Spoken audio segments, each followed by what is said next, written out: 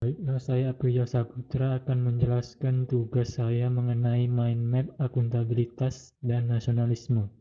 Yang pertama ada akuntabilitas yang terdiri dari konsep akuntabilitas itu sendiri, yaitu definisi akuntabilitas, aspek-aspek akuntabilitas yang terdiri dari akuntabilitas sebagai sebuah hubungan berorientasi kepada hasil, membutuhkan laporan, memperbaiki kinerja, dan membutuhkan konsekuensi.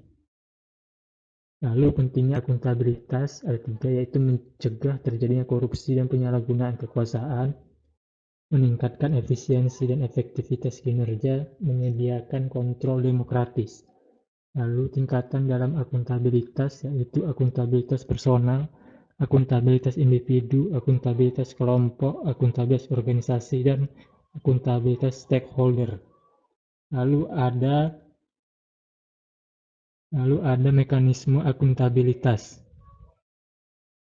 yaitu dimensi mekanisme yang terdiri dari kejujuran dan hukum, proses, program, dan kebijakan. Lalu ada mekanisme akuntabilitas pada birokrasi yang terbagi dalam renstra, kontrak kinerja, dan lakip. Lalu ada lingkungan kerja yang akuntabel serta framework akuntabilitas, yaitu menentukan tujuan dan tanggung jawab, merencanakan apa yang akan dilakukan, melakukan implementasi dan monitoring kemajuan, memberikan laporan, memberikan evaluasi, dan masukan perbaikan.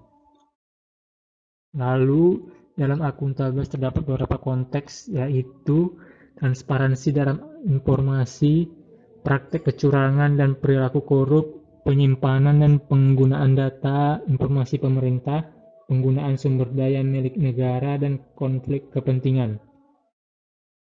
Dalam akuntabilitas, untuk menjadi PNS yang akuntabel ada beberapa prinsip, yaitu perilaku individu yang akuntabel, perilaku berkaitan dengan transparansi dan akses informasi, menghindari perilaku yang curang dan koruptif, perilaku terhadap penggunaan sumber daya negara, perilaku berkaitan dengan penyimpanan dan penggunaan data serta informasi pemerintah, lalu ada perilaku menghindari konflik kepentingan, dan yang terakhir bagaimana mengambil keputusan yang akuntabel bagi PNS.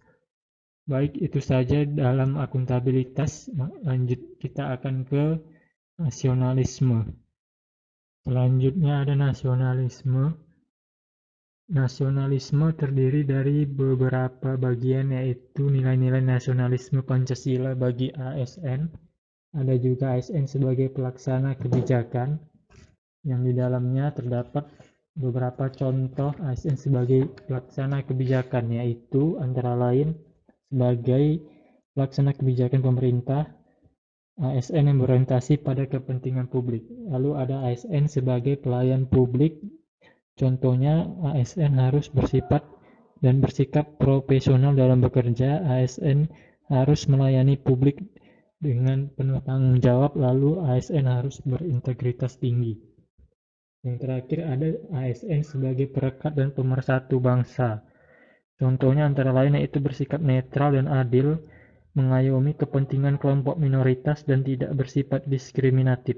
Lalu ASN harus bisa menjadi figur teladan di lingkungan masyarakat. Baik, itu saja mengenai mind mapping akuntabilitas nasionalisme yang saya kemukakan. Terima kasih.